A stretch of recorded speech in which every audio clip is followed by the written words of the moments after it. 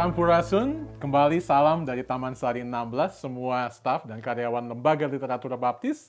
Senang sekali kami dapat hadir setiap minggu untuk menolong para guru melayani anak-anak yang luar biasa, orang-orang dewasa, para pemuda yang setia belajar setiap hari minggu di dalam program yang kita banggakan di dalam gereja-gereja baptis kita, yaitu Sekolah Minggu. Terima kasih untuk semua komen yang diberikan di dalam YouTube kita mengenai program ini, dan kami sungguh-sungguh minta doa supaya kami dapat konsisten dan semakin mengembangkan. Dan saya mengundang guru-guru lain yang rindu untuk memberkati guru-guru lain di dalam program seperti ini. Ini tidak harus selalu dilayani oleh Roni Serworwora. Bahkan ke depannya kami rindu untuk setiap bagian akan ada guru-guru yang diberkati Tuhan untuk dapat menolong guru-guru lain di dalam program Ruang Guru Sekolah Minggu. Kita sampai pada pelajaran yang kedua, yaitu keajaiban janji kelahiran Sang Pembuka Jalan. Kita berbicara pada minggu ini mengenai nubuatan kelahiran Yohanes Pembaptis. Saya tertarik dengan satu artikel yang menjelaskan mengenai kedatangan Raja Salman pada tahun 2017 yang lalu. Anda yang mengikuti berita ini, Anda tahu bahwa ada rombongan yang luar biasa besar yang dibawa oleh Kerajaan Arab Saudi ke Indonesia. Ada 30 pesawat yang dipakai oleh mereka dan ada 1.500 orang yang mendampingi sang raja untuk datang, dan diberitakan ada 459 ton kargo yang dibawa baik ke Jakarta maupun ke Bali, karena mereka ingin memastikan bahwa raja mereka akan disambut dengan luar biasa. Nah, itu baru dari pihak kedatangan dari pihak Kerajaan Arab Saudi, belum dari pihak tuan rumah Indonesia yang menyiapkan segala sesuatunya untuk memastikan bahwa Raja Salman akan menikmati kunjungannya ke Indonesia. Lebih istimewa dari kedatangan Raja Salman ke Indonesia, ada kedatangan Sang Raja Damai yang kedatangannya harus dipersiapkan oleh orang. Dan saat ini kita akan melihat mengenai nubuatan, mengenai persiapan kelahiran Yohanes Pembaptis yang diceritakan di dalam Injil Lukas, pasalnya yang pertama, ayat yang ke-5 sampai ayatnya yang ke-25. Saya akan menolong para guru pada saat ini untuk melihat beberapa ayat yang saya pikir menarik untuk kita kupas bersama-sama. Berbeda dengan minggu yang lalu, saya tidak akan seperti membuat ini seperti khotbah 3 poin, tetapi saya akan melihat beberapa ayat dan menolong kita untuk memahami. Tetapi saya ingin menolong kita juga untuk melihat bahwa triwulan keempat ini kita akan belajar mengenai tokoh-tokoh dan peristiwa sekitar kelahiran Yesus, sehingga pada waktunya bulan Desember nanti tanggal 25 kita sudah diperkaya dengan sekian banyak pelajaran yang berbicara mengenai kelahiran Sang Raja Damai. Dan pada minggu ini kita akan melihat mengenai nubuatan mengenai Yohanes Pembaptis yang dipersiapkan oleh Allah untuk mempersiapkan pelayanan dari Yesus Kristus. Penting bagi kita untuk memahami pada waktu kita melihat Lukas pasal yang pertama, Injil-Injil di dalam Perjanjian Baru, kita akan melihat bahwa ada jarak kurang lebih 400 tahun yang kita kenal dengan 400 tahun masa keheningan. Apa yang dimaksud dengan masa keheningan? Kita melihat di dalam kitab Yahudi, kitab terakhir di dalam kitab Yahudi adalah bukan Maleakhi, tetapi kitab 2 Tawarik. Nah, memang nubuatan terakhir yang dicatat di dalam Perjanjian Lama menurut versi Alkitab Protestan adalah kitab Maleakhi. Dan tahukah Anda bahwa nubuatan pertama yang dicatat di dalam Perjanjian Baru ada di dalam Lukas pasal 1 ayat yang ke-17, dan Anda dapat lihat di layar, ini adalah berbicara mengenai hal yang sama. Dengan kata lain, ketika Maleakhi berkata mengenai sesungguhnya aku akan mengutus Nabi Elia kepadamu menjelang datangnya hari Tuhan yang besar dan dahsyat itu, maka ia akan membuat hati bapa-bapa berbalik kepada anak-anaknya dan hati anak-anak kepada bapa-bapanya, supaya jangan aku datang memukul bumi sehingga musnah. Lihat di dalam pasal pertama kitab Injil Lukas dengan ayatnya yang ke-17 ini merupakan penggenapan dengan apa yang akan terjadi di dalam pelayanan Yohanes Pembaptis. Dengan kata lain, saya tuliskan di sini, kelahiran Yohanes Pembaptis merupakan awal dari penggenapan perjanjian yang baru yang Allah tetapkan bagi umatnya setelah perjanjian yang lama gagal ditaati oleh bangsa Israel. Nah, saya ingin mengajak Anda untuk membuka Matius 17 ayat 10 sampai ayatnya yang ke-13, dan Anda dapat melihat di layar nats yang luar biasa indah. Anda mengingat bahwa Matius 17 berbicara mengenai penampakan Yesus di gunung. Anda melihat bahwa Yesus membawa Simon Petrus, Yohanes, dan Yakobus ke atas sana. Dan ketika mereka melihat Musa dan Elia, dan kemudian mereka kagum dengan segala sesuatu yang mereka lihat, kemudian mereka bertanya, mengapa kemudian dikatakan bahwa Elia harus datang lebih dahulu? Lalu kemudian ayat 11 dan ayat 12, Yesus menjelaskan apa arti Maleakhi pasal 4, dan kemudian Yesus berbicara di dalam ayat 13, dikatakan, pada waktu itu mengertilah murid-murid Yesus bahwa ia berbicara tentang Yohanes Pembaptis. Anda lihat, menarik sekali kalau kita melihat kitab-kitab yang ada di dalam Alkitab kita ini memiliki hubungan satu dengan yang lain. Maleakhi tadi dengan Lukas pasal 1, lalu kemudian Yesus di dalam Matius 17 menggenapi apa yang dikatakan oleh Maleakhi dan apa yang dikatakan oleh malaikat kepada Zakaria tentang anaknya, yaitu Yohanes Pembaptis. Mengucap syukur kita punya firman Allah yang hidup, mengucap syukur kita memiliki firman Allah yang kitab-kitab satu dengan yang lain saling menguatkan. Nah, dikatakan di dalam pasal 1 ayat yang kelima, pada zaman Herodes, Raja Yudea, adalah seorang imam yang bernama Zakaria dari rombongan Abia. Anda dapat melihat bahwa ada 24 rombongan yang dijelaskan di dalam Keluaran pasal yang ke-30. Anda melihat dikatakan di situ juga bahwa istrinya juga berasal dari keturunan Harun, namanya Elisabeth. Keduanya adalah benar di hadapan Allah dan hidup menurut segala perintah dan ketetapan Tuhan dengan tidak bercacat. Ayat ke-7 mengatakan, tetapi mereka tidak mempunyai anak. Setiap kali Anda melihat firman Tuhan dan kemudian ada kata tetapi, Anda kemudian akan bertanya, menunjukkan satu kontras antara apa yang dikatakan sebelumnya dengan apa yang akan dikatakan oleh firman Tuhan selanjutnya. Dalam contoh misalnya dikatakan, Roni seorang yang baik, tetapi dia makan banyak. Misalnya, makanannya banyak. Tetapi di situ menunjukkan satu hal yang kontras antara pernyataan sebelumnya dengan pernyataan sesudahnya. Apa yang dihidupi oleh Zakaria dan Elisabeth, dikatakan mereka adalah orang yang benar dan hidup dengan tidak bercacat. Tetapi mereka tidak mempunyai anak. Mengapa begitu besar masalah yang diangkat oleh Lukas di sini?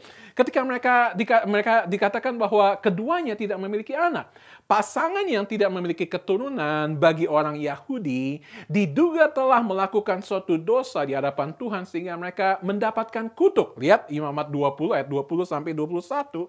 Sehingga walaupun sebenar apapun kehidupan Zakaria dan Elisabeth di mata rakyat mereka, rakyat orang Yahudi, mereka masih memiliki cacat karena mereka tidak memiliki anak, dan sangat mungkin menurut kepercayaan mereka bahwa keduanya pernah melakukan sesuatu dosa dan mereka mendapatkan kutuk dari Tuhan. Tetapi kita kemudian melihat di sini bahwa apa yang dipercayai oleh mereka tidak benar, karena ketika diundi, Zakaria masuk ke dalam bait suci. Zakaria salah satu dari imam masuk ke dalam ruang kudus, bukan ruang maha kudus. Ruang maha kudus hanya dimasuki oleh imam besar 1 kali 1 tahun, tetapi ruang kudus boleh dimasuki setiap minggu. Dan kalau Anda melihat di dalam gambar yang ada di sini, ini adalah rendering dari seorang yang mencoba untuk menjelaskan seperti apa ruang kudus yang dibangun oleh Herodes pada zaman dia memerintah. Jadi bait Allah Herodes, the Herod Temple. Ini adalah gambaran yang indah sekali mengenai ruang kudus.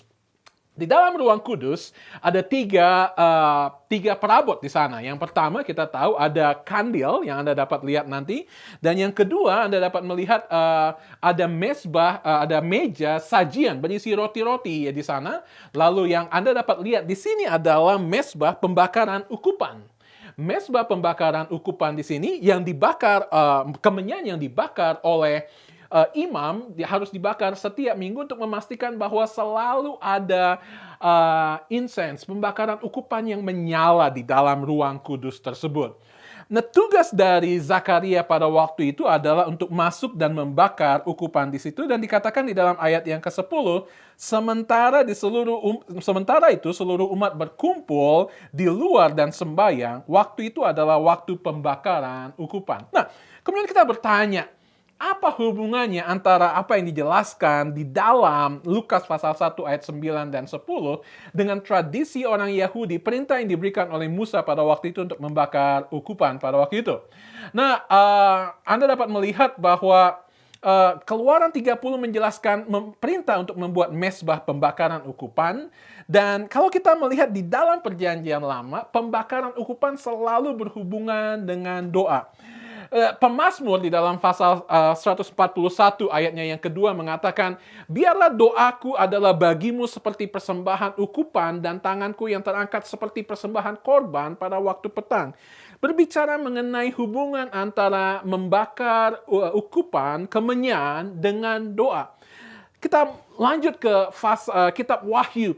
Rasul Yohanes pada waktu mendapatkan penglihatan di dalam wahyunya, pasal yang kelima ayat yang ke-8, berbicara juga mengenai hal ini, bahwa ini ada penuh dengan doa-doa dari orang-orang kudus, dan berbicara mengenai pembakaran ukupan, berbicara mengenai kemenyan juga. Dan kalau kita melihat sehingga bahwa segala sesuatu yang dijelaskan di dalam pasal 1 ayat 5 sampai 25 ini berpusat kepada doa.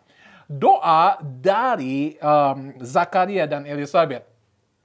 Satu hal yang harus Anda pahami, seorang sarjana perjanjian baru, teolog perjanjian baru mengatakan pada zaman itu kurang lebih ada 18.000 imam yang bergiliran setiap minggu melayani di bait suci. Anda masih ingat? Semua itu harus datang dari suku Lewi, dari keturunan Harun. Dan kalau Anda melihat di dalam 1 Tawarik pasal yang ke-24, bahwa keturunan Harun dibagi di dalam 24 rombongan imam. Kalau Anda melihat rombongan dari Zakaria adalah rombongan Abia atau rombongan yang ke-8. Sehingga ada 24 rombongan yang bergiliran setiap minggu, dan otomatis 24 di dalam 1 tahun. Setiap rombongan baru mendapat gilirannya hanya 2 kali 1 tahun. Dan setiap rombongan memiliki banyak sekali imam, dan penelitian yang dilakukan ada 18.000 imam. Anda menghitung matematika, 18.000 imam dibagi dengan 52 minggu. Sehingga saya dapat mengatakan dengan penuh keyakinan bahwa sangat mungkin seorang imam di dalam hidupnya hanya mendapatkan kesempatan untuk membakar ukupan di bait suci 1 kali saja. 1 kali seumur hidupnya. Sehingga apa yang dilakukan oleh Zakaria pada waktu itu adalah hal yang pertama dan sangat mungkin terakhir di dalam hidupnya. Coba perhatikan hal ini. Perhatikan hal ini. Kita sudah tahu bahwa Zakaria sudah lanjut umurnya. Kita tidak tahu persis berapa, mungkin 60, mungkin 70 tahun. Dan dia menanti sejak dia menjadi imam. Sangat mungkin setelah dia berumur 30 tahun, dia baru diangkat menjadi imam dan ada dalam rombongan tersebut. 40 atau 50 tahun di dalam pelayanannya dia menanti kapan gilirannya. Tidak ada yang tahu, karena setiap kali ini diundi.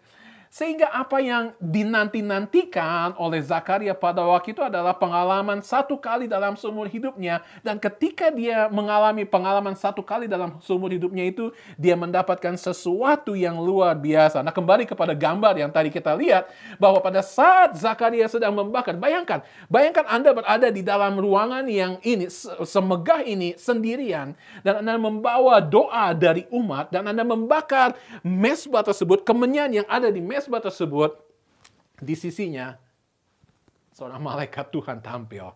Anda lihat di dalam ayat yang ke-11 dan ayat yang ke-12. Maka tampaklah kepada Zakaria seorang malaikat Tuhan berdiri di sebelah kanan mezbah pembakaran ukupan itu. Ada pengalaman yang begitu agung dan ada kekejutan yang luar biasa yang dialami oleh Zakaria. Tetapi kata pertama yang dikatakan oleh malaikat adalah, jangan takut, hai Zakaria, sebab doamu telah dikabulkan dan Elizabeth istrimu akan melahirkan seorang anak laki-laki. Doa apa? Tadi saya mengatakan bahwa sangat mungkin mereka tahu, mereka membawa celah ini bahwa mereka tidak memiliki anak karena ada dosa yang mereka miliki dulu. Tetapi kita tahu bahwa kehidupan mereka adalah kehidupan yang tidak bercacat dan tidak bercela. Sepanjang hidupnya mereka berdua berdoa, dan saya yakin bahwa mereka berdoa meminta kepada Tuhan supaya ketika Tuhan pernah menjawab doa Abraham dan Sarah. Tuhan akan melakukan hal yang sama.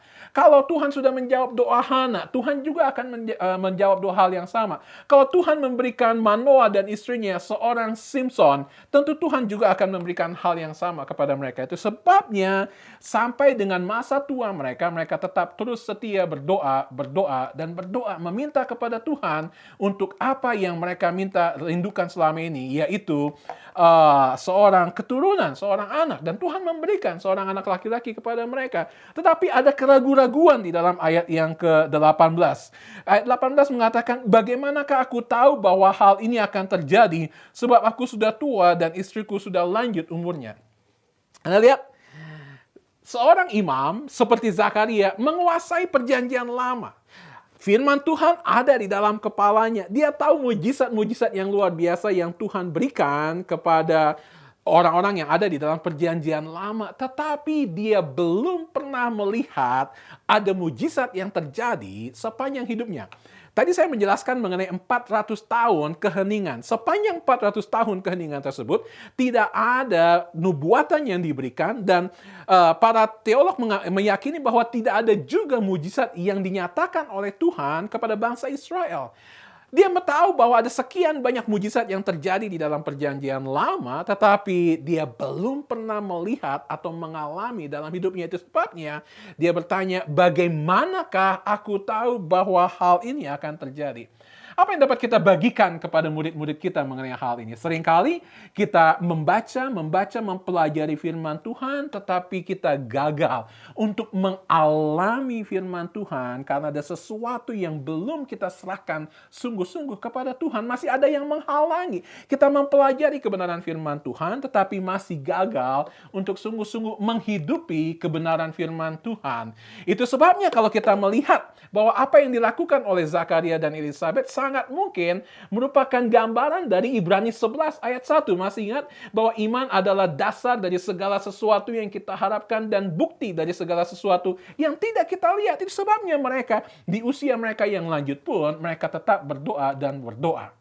Ada dua hal yang menarik yang dapat diperhatikan sehubungan dengan jawaban Tuhan atas doa dari Zakaria dan Elisabet. Yang pertama, tradisi Yahudi menjelaskan bahwa ketika para imam masuk dan mempersembahkan korban bakaran, maka di luar sana ratusan dan mungkin ribuan umat Israel akan mengucapkan doa yang seperti ini. Tidak ada di dalam Alkitab, tetapi di dalam tradisi Yahudi ada dikatakan, kiranya Allah yang Maha Pengasih akan masuk ke dalam ruang kudus dan menerima persembahan umatnya dengan senang hati. Nah, perhatikan, mereka mengucapkan dan selama 40 atau 50 tahun pelayanan Zakaria, dia terus menaikkan doa seperti itu, dan kali itu dia melihat sungguh-sungguh bahwa Tuhan menerima persembahan umatnya dengan senang hati dan menjawab doa dari umatnya. Yang kedua adalah arti dari nama Zakaria itu sendiri yang mengatakan Allah telah mengingatnya kembali. Arti dari nama Zakaria adalah Allah telah mengingatnya kembali. Mengingat apa? Mengingat janji Tuhan yang diberikan kepada Daud bahwa keturunannya akan menjadi penebus, menjadi Mesias. Janji Tuhan bahkan yang diberikan seawal Kejadian pasal 3 bahwa ada yang akan menebus umat manusia. Itu sebabnya kita tahu bahwa segala sesuatu yang diceritakan di dalam narasi kelahiran Yesus, narasi Natal ini adalah penggenapan demi penggenapan dari nubuatan-nubuatan yang ada di dalam perjanjian lama. Nah, saya tidak membuat khotbah di sini, tapi kalau saya membuat 3 garis besar, saya berkeyakinan bahwa ayat-ayat yang baru kita lihat ini berbicara mengenai waktu Tuhan yang ajaib yang ditunjukkan kepada Zakaria dan Elisabet. Saya meyakini juga ada pesan Tuhan yang ajaib yang tadi saya katakan bahwa dari Maleakhi pasal 4 kemudian digenapi 400 tahun kemudian. Dan kemudian kita lihat Zakaria dan Elisabet nanti akan menyaksikan berkat Tuhan yang ajaib dalam kehidupan mereka, yaitu seorang putra dilahirkan mereka, dan putra ini akan menjadi pembuka jalan bagi kedatangan Sang Raja Damai. Sebagai akhirnya, saya akan menutup dengan apa yang dikatakan oleh seorang yang bernama Kathy Kaufman. Dia mengatakan seperti ini, para malaikat memberitakan kelahiran Juru Selamat, Yohanes Pembaptis memberitakan datangnya Sang Juru Selamat. Itu sebabnya kita harus memberitakan Injil kabar baik yang dikabarkan oleh Sang Juru Selamat. Saya berdoa bahwa ketika Anda melayani pada hari Minggu ini, semua murid Anda akan diberkati dari narasi mengenai nubuatan kelahiran Yohanes Pembaptis. Dari Taman Sari 16, saya Roni Seruwarwara mengucapkan terima kasih untuk pelayanan Anda. Anda semua setia. Anda adalah ujung tombak dari pelayanan gereja-gereja baptis karena kita percaya akan program sekolah minggu yang kita miliki semuanya ini. Dan YouTube yang Anda miliki ini, link ini dapat Anda bagikan kepada rekan-rekan yang lain. Saya merindukan bahwa ada banyak orang-orang muda juga yang akan terpanggil untuk melayani. Saya terpanggil untuk melayani Tuhan karena apa yang saya pernah lakukan ketika melayani menjadi guru sekolah minggu tunas muda, dan senang sekali ada pengalaman seperti itu. Apapun yang Anda rindukan untuk kami lakukan untuk perbaikan dalam program ini, silakan sampaikan di dalam kritik dan saran, dan kami dengan senang hati akan memperbaiki program ini demi kemajuan guru sekolah minggu dan demi kemajuan sekolah minggu gereja-gereja kita. Tuhan Yesus memberkati.